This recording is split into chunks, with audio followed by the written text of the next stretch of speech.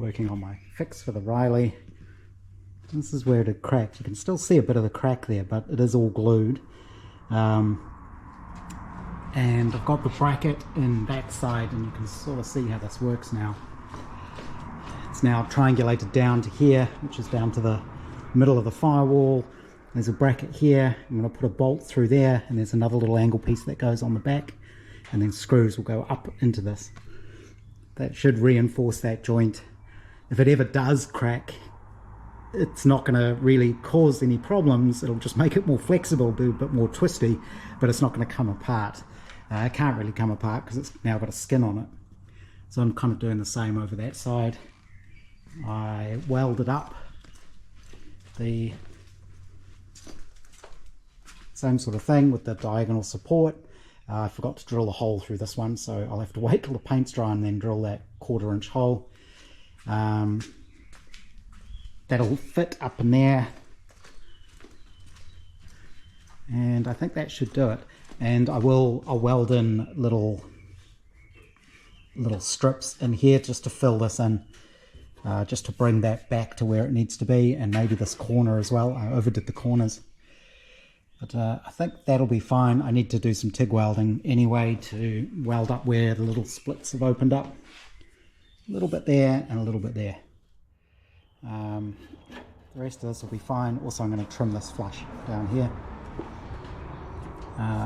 And this will need a few little pins here and there to hold it, but I have those, so just to make sure the skin doesn't move. And then I'll probably add a fillet of weld in there as well and just file that smooth, just so that that hole isn't there. And that's really all I've done tonight. Well, I say all, that took a little while to sort all of that out. The other thing I'll have to do is just open up some of these little holes just with a file, just so the bolts will go through. They're a little bit close. And same on here. This is where the bracket to hold the steering column goes. I'll need to just file these out. I'll probably just use the die grinder and just open those out. Again, might be a few pins in this. Although this bit's held really tightly because it wraps around this angle, so this piece isn't going to go anywhere. It's just these bottoms of the skins really. And this I'll just have to smooth out as best I can. I'll anneal it before I fold the edge over again. And with my bracket in there now, it should be fine, but I may also put in, when I do the hammering, I'm going to cut a piece of timber to go between here and here. And of course I lay this nose down on the ground, so then I'm hammering down into the ground through that timber. This won't move. That's what I did wrong the first time. Tonight on the Riley, I just trimmed the bottom there, and I finished the metal brace on the near side. You can sort of see how that fits in there now, and it triangulates this down. This is kind of the middle of the firewall, so I figured that was a good place to take it to. And I have ordered some hardwood dowel, and what I'm going to do is, because I can get easy access to this, if we get our little brackets, should be 2 of those.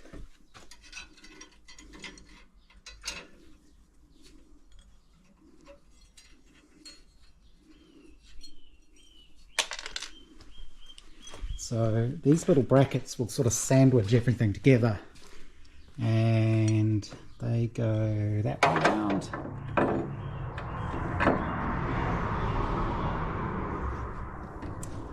I forgot I need to trim the corners on these, so I will have to,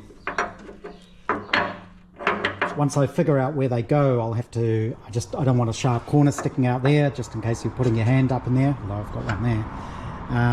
So I'll probably end up trimming that off. I need to drill a hole through the middle here. It comes through here, and that'll join onto there. That'll bolt that together. There'll be a screw that goes all the way through there, and once I know where that bolt goes, I'll be able to drill a hole through here all the way in, and I'll put a hardwood dowel through there and through here, and that should help, I think. I don't know what else I can do there, but that should pull everything back to where it needs to be. And what I'll do is I will bolt all of this down before I drill these holes, so that all of the holes line up. There's quite a few bolts, because these metal brackets are also what kind of sandwich the frame to the chassis. I think that should work reasonably well. Don't know why the paint on this one is kind of matte, and the paint on this one has come out shiny. It's a bit interesting, but that's okay. And that should all look pretty clean once it's in the car. The other thing is how these little hinge pieces are finished, and somebody very kindly sent me a photo and a drawing of how it's done on a Riley Adelphi, which I believe is a little bit later. I think they might be mid-30s. But what they have is effectively a piece of wire with a piece of aluminium wrapped around it. So it ends up being kind of a P shape around the wire, and that fits in there. And that gives you a little round sort of trim piece that fits in there. The hinge goes on here, and that little round piece will go on there. So I might make something like that. And I was thinking I can just use aluminium welding wire and maybe just some aluminium from a tin can, or aluminium can, because it'll have to be really thin, and really all it's there to do is hold that wire in place, and it'll act almost like a shim. It'll go between the hinge and the timber and just finish that gap. On the door side, they just fold the metal out of the way. So this is an original door skin, and you can see how the metal is just cut back and then folded. It's just a little folded lip, sort of slightly curved off. So that's how it's done on the door side. I'll recreate that detail. And that's how my little label for the petrol tank came out. So now I can remember which is the main and which is the reserve. I had forgotten, the way I remembered is there's only about 1 gallon of fuel in there. You can blow air through each of these and you can hear which one bubbles. And then you know that's the main because it's going deeper down into the fuel. But aside from my cock-up, it's actually come out reasonably well. I still need to tighten things up, but this will be interesting. But I'm going to re-anneal this so that it folds on that where I want it to. And any distortion in here, I'm just going to have to kind of live with. I don't think it'll be too bad, but the shape's not too bad. I think it'll come out fine.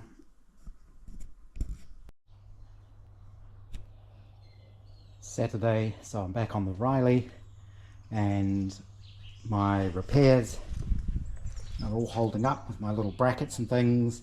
I just painted them black so they don't stand out so much. All of the screws are in, all of the bolts are in. I did figure out why I didn't have all of the bolts that I was expecting to have. It's because these are actually the bolts for the firewall, not for the door hinges. So I have hammered around the piece that I'd done wrong the first time. That was this side, and that's come out okay. As you can see, I've got lots of clamps.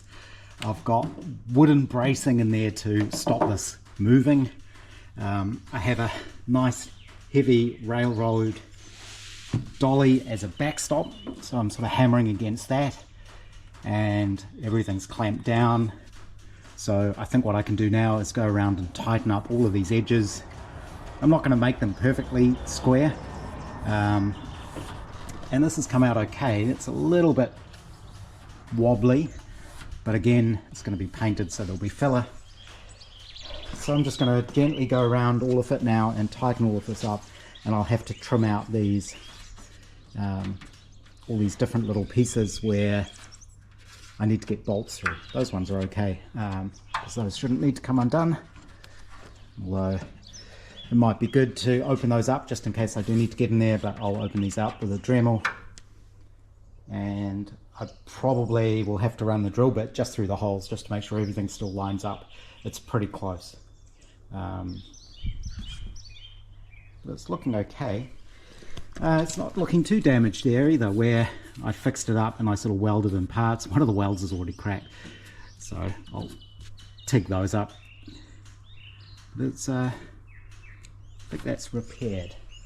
We'll see later when I put it back up on its stand here, just what it looks like, and I should be able to put it on the car.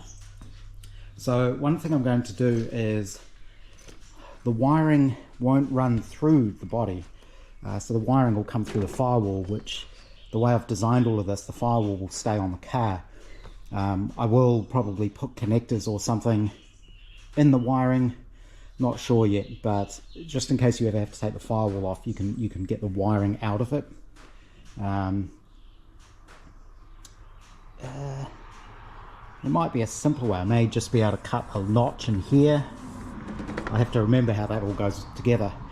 But the idea is the wiring isn't attached to the body, but I do want to temporarily attach it. So what I'm going to use are these little footman's loops. And I will screw a couple of those to here, kind of like that. They'll be up under the scuttle, and that'll give me somewhere where I can attach the cabling.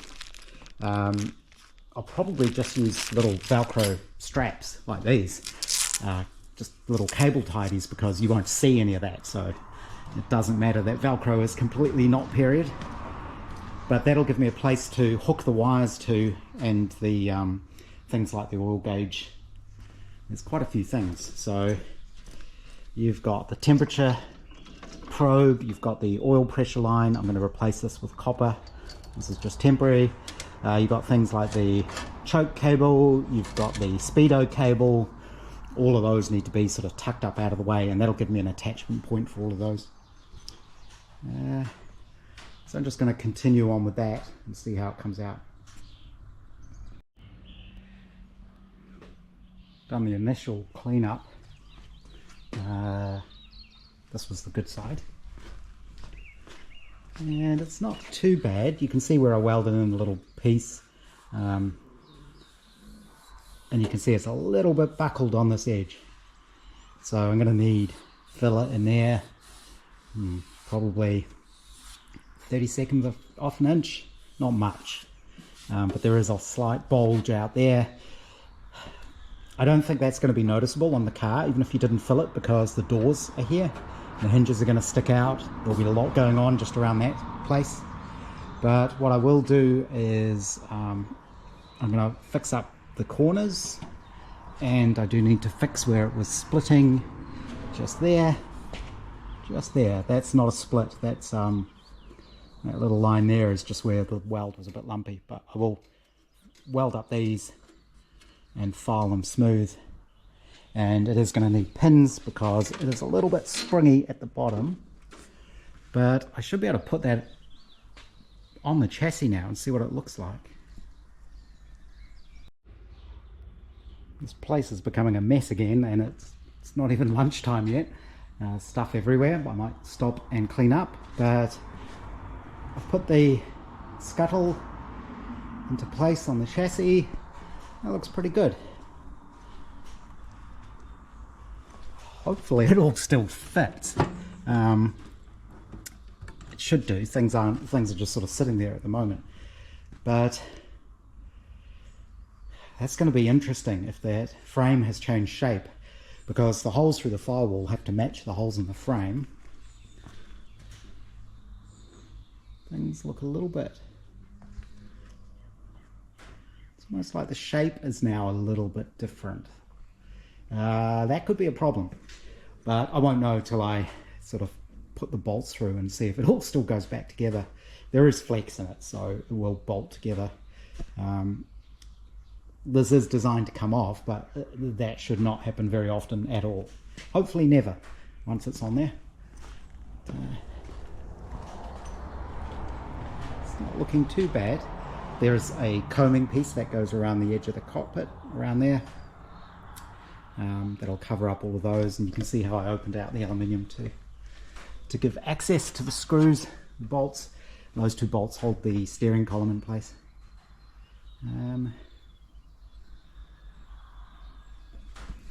doesn't look too bad. Shape's still good. Shape's still good on that side. I didn't end up rippling the sides, which was good. And of course there's kind of a rubber strip that'll go in there, sort of P-shaped strip. I may see if I can get some of those bolts for the firewall in and just see if the holes are lining up still. I think they will. Most of those bolts just pop through. It starts getting a little bit fiddly at the bottom, and I don't want to push them through because things are under a little bit of tension when you push them through. I think I'm going to need to tap them through with a hammer, or I may need to run the drill through just to open the holes up just a little bit. But once all of that's bolted together, this is going to be quite strong, I think.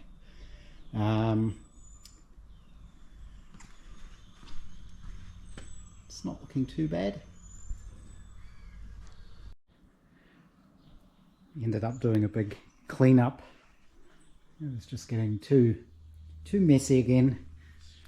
But I did weld up the corners. There's a little depression there. What I find is sometimes when you weld, because the weld shrinks afterwards, you end up with little edges, and they can be quite hard to get rid of, especially when you can't get behind it to hammer it out. So either I build that up with a bit more weld and file it smooth, or a little bit of filler there. I was able to sand this back a bit, but that gives me the nice radius in the corner there. I've sort of hammered this down fairly smooth. This side I had to weld up where it was splitting. Well, again, it wasn't really splitting, it was just where the penetration wasn't all the way through. So I just added some weld, and same here, smooth off the corner. I did check on that side that the door still fits, which it does. Finishing off these corners is a little bit tricky. Actually split the edge of the wood there, but that's okay. I might just trim that off.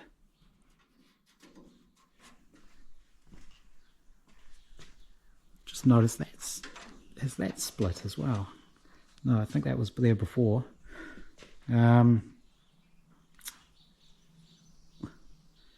I still need to pin it because there's a little bit of movement in there. It needs to be pulled in and pinned around the bottom. And I drilled out the holes here. I think I mentioned that before.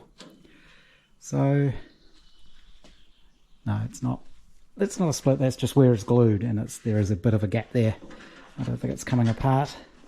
Of course, there's the flat bit in there, and then the curved bit. So that's all that is. These I cut off straight. I think I've mentioned there is actually a piece that fits over this. I'm not sure how I'm going to do that, but there is a strip that kind of goes along here and gets wrapped over. So again, that may just be a little strip that gets pinned, because of course this is sort of like the sill. So yeah, maybe I'll make a piece that actually covers this, but then of course you need access to these bolts. The thing I'm worried about is if I do a strip that's just folded over that edge, which is I think how they did it. I'll have to look at my original photos again. Because this is the sill and you're getting in and out of here, you'll just kick that edge and it'll just fold it out. So I'm not sure how I'm going to tackle that.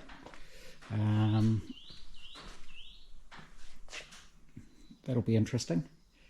But those are details. And yeah, there's a little bit there where it's sort of pulled in on the edge. There's a little depression there, again a little bit of filler there. Should take care of that. I did manage to get most of the bolts in for the firewall. I didn't get the bottom ones in because these side panels aren't fully bolted in, and it's moving. This is moving. So because that's not all bolted down, this is sticking out. I couldn't get the bolt in there. If I screwed all this back in place properly, it would be fine. But you can see there some of my rivets are a little bit loose. Again, not a big deal because once this is all bolted up, it'll all hold in place. And it'll sit on little rubber blocks, little rubber washers I've got, which will just give a little gap between the timber and the metal, the steel of the chassis, because you don't want water sitting in there and rotting the timber out. Obviously I've painted it and cleaned it all up, but painted and protected it, but I think it'll be better to have a gap there. And the other thing I'm looking at is the way these are finished off. There's effectively a little wide edge. Trying to think what would demonstrate it. I might have to make something, but this is kind of on a bigger scale. If you imagine this is a piece of thin aluminium and this is a piece of aluminium rod, I'll use 3mm aluminium welding rod, then you can wrap it around like that and you end up with a little P-shaped thing, and that will go in here. So a little bit of metal there. So if you imagine, it's almost like a shim. It'll go under the hinge and then cover that basically, and that's a way to nicely finish that. So we're getting there still. Next I need to do the rear of the car, of course. Sunday morning, it's a glorious day, which is good. It's quite warm. I went out first thing this morning to visit the tip to go and get rid of a whole lot of junk that was sitting behind Big Shed and starting to annoy me. So I went and got rid of that, got rid of some old oil for recycling, an old car battery, things like that. And of course, while I was there, I had to visit the shop. I think it's one of my favorite places, the tip shop. There's all sorts of stuff there. And I found this, which is a little 1.5 ton bottle jack. It's made in South Africa, apparently. There's the label. Origo hydraulic jack. It came with its handle, which is a solid bar. It's not hollow, but it's definitely the right handle because it's got a nice little machined piece in the end for the locking screw. And it seems to work fine.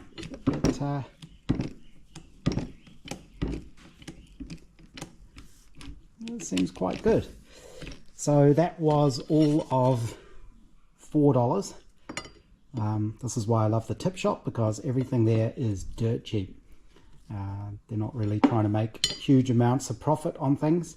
So I'll clean this up. I'll maybe tighten up these pins and things, give it a good clean, give it some new oil. I suppose I could repaint it.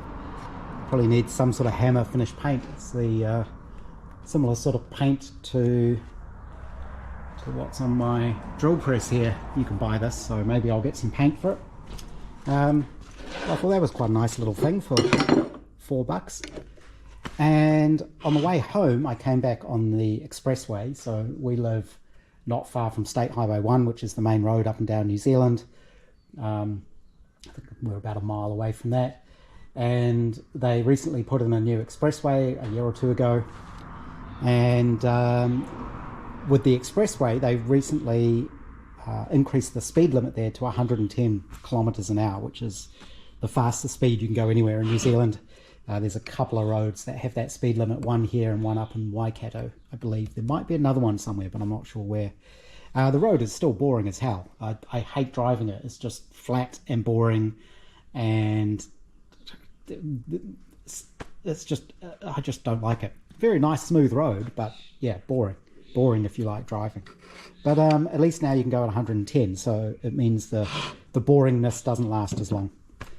So because I go on the expressway, I have to go to the next town up, which is not far. It's a few miles, a few kilometers up the road, and then loop back because there's no off-ramp near us. So I popped in to buy some cider, and also the local market was on, so I had a look there. It was very quiet. There wasn't a lot there today, but I did find this, which is a 240 volt variable transformer, mains transformer. So only 300 VA, so it won't do a lot of current, but this was $10. So I bought that as well. I think what I'll do is I'll make up a board with a power socket and an output socket, like a normal main socket. Screw all this down, possibly with a circuit breaker or something on it. That could be quite useful as well. So what this is for is it's for varying the mains voltage. So you can wind up the AC voltage. It's not the same as say a DC power supply where you can adjust the voltage. It's for AC mains. So that's quite cool. Hopefully that works. The lady said to me it was her husband, and he passed away sadly and left her with a whole bunch of stuff. She said over the years she's tried to throw this out a number of times, and he always stopped her and said, no, that's useful. So I think she was quite pleased to get rid of it finally, and that it was going to someone who thought it was useful. So I got that. I also went to the hardware place and bought some thin aluminium sheet, and this is what I will use to wrap around the little things that go in front of the hinges, just to cover this here. And the other thing I've done today is I got brave and pinned the skin, oh, I've missed one, pinned the skin to the frame. I didn't miss one. I'm drilling extra.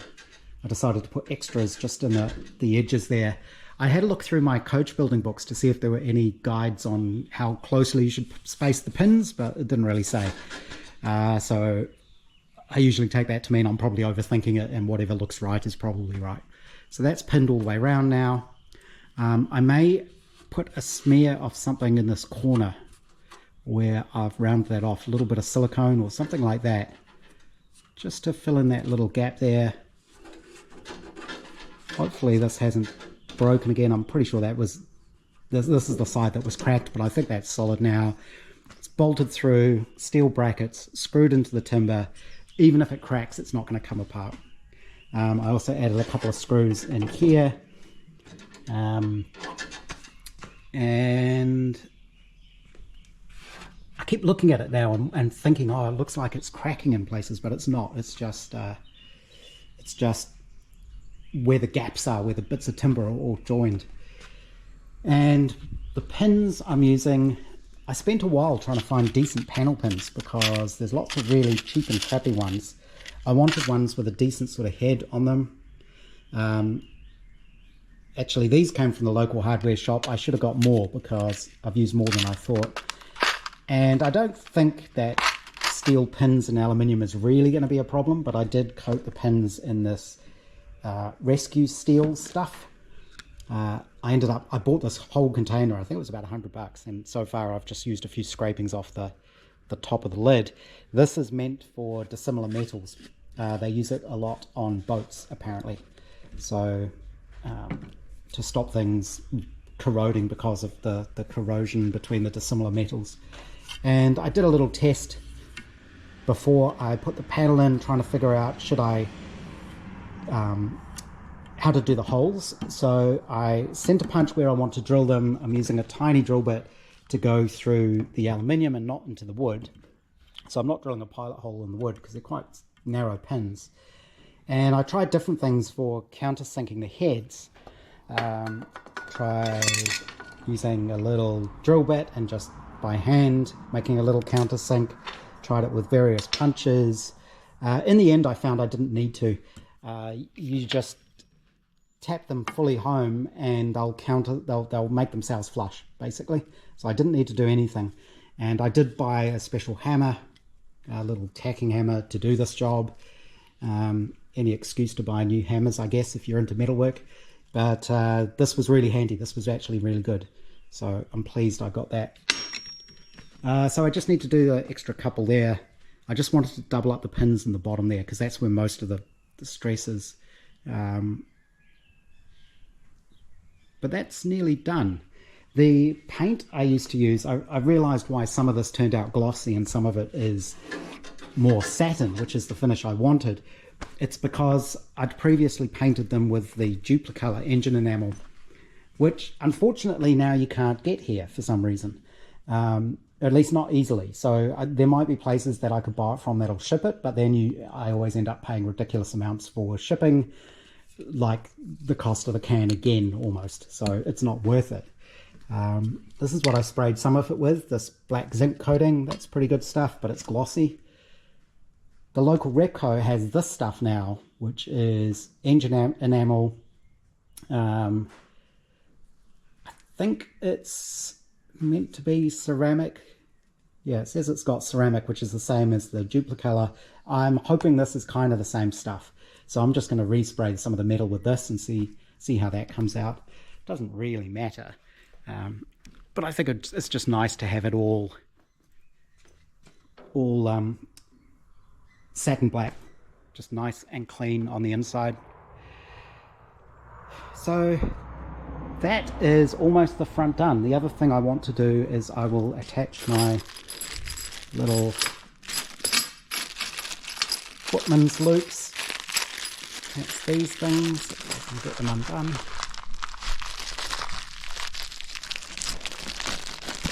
A little bit tricky. There we go.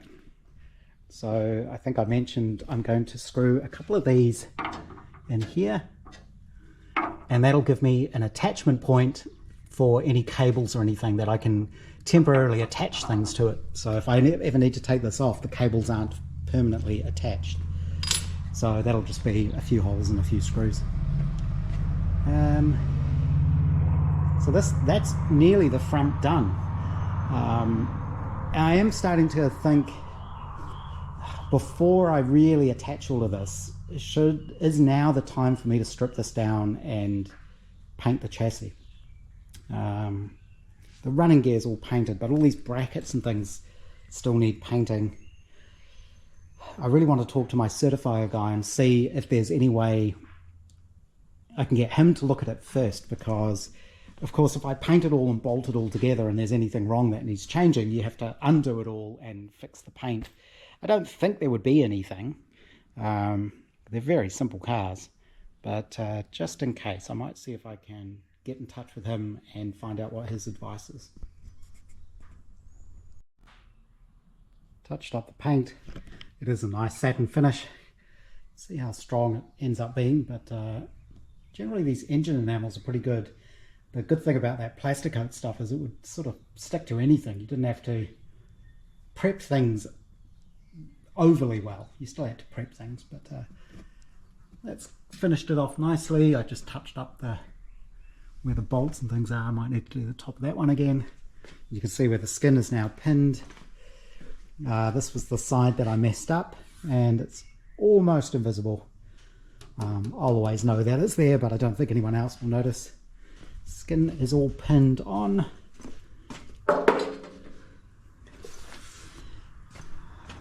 I'm not going to pin it around the front.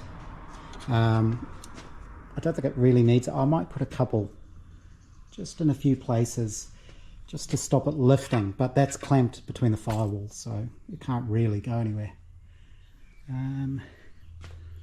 I may just need to run a 6mm drill just to clear the edges where the bolts go through. You can see I did it there. I think I might need to do that one as well.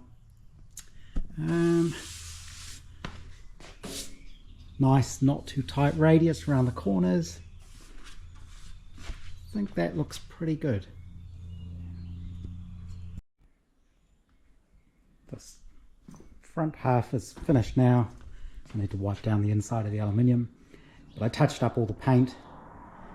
It does come out nice satin black. I touched up around the hinges, just finished things off, and I did put a couple of small pins down the bottom there.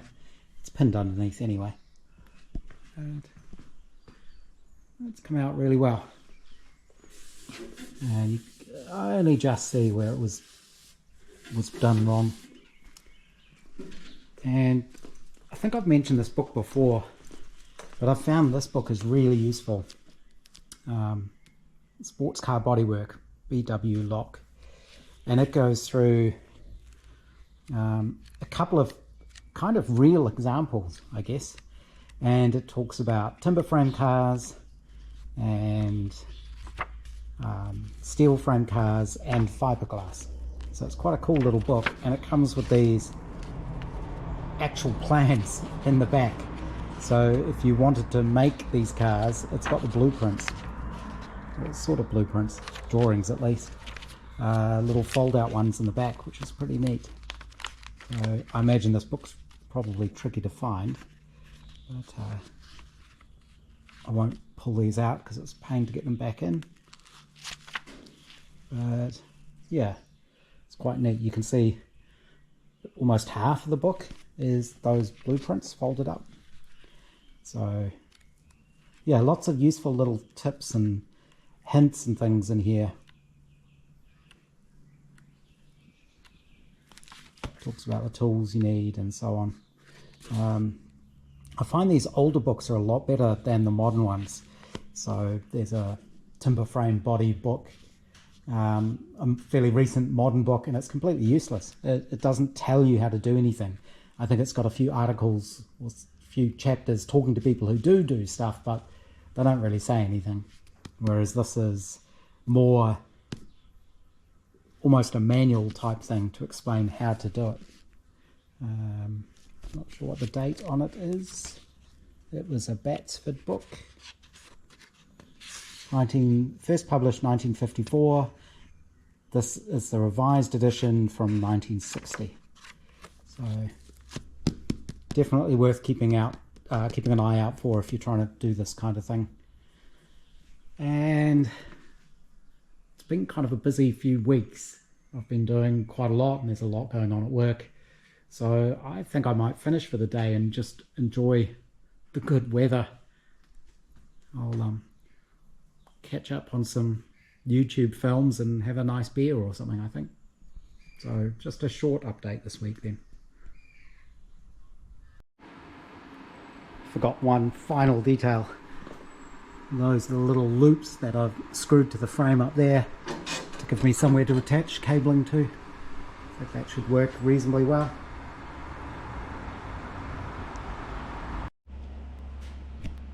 Haven't cleaned up the little jack yet, but looking at it I did realise it's got a little screw head on it, so you can adjust that, and the little lever for it was bent, so I have straightened that more or less in my little press there. I believe this curve's meant to be there. I think it's part of the handle, so probably need to put that through the parts washer, but I don't really feel like getting all mucky and grubby today, so I'll leave that for another day. I'm also doing a quick test of this new paint. This is what it looks like. In New Zealand it's available from Repco, so probably in Australia as well. The blurb on the can sounds very much like that Plasticoat engine enamel where it talks about ceramic coatings and so on, but it gives a nice satin finish. This is a little test. It's just a really rusty piece of steel angle that I've painted over. I'll see how hard the paint seems after a day or two, and see how resilient it's going to be.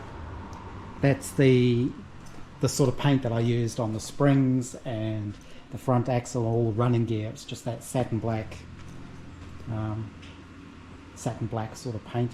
Often with these vintage cars, the way they seem to paint them is assemble everything and then just slap paint all over them.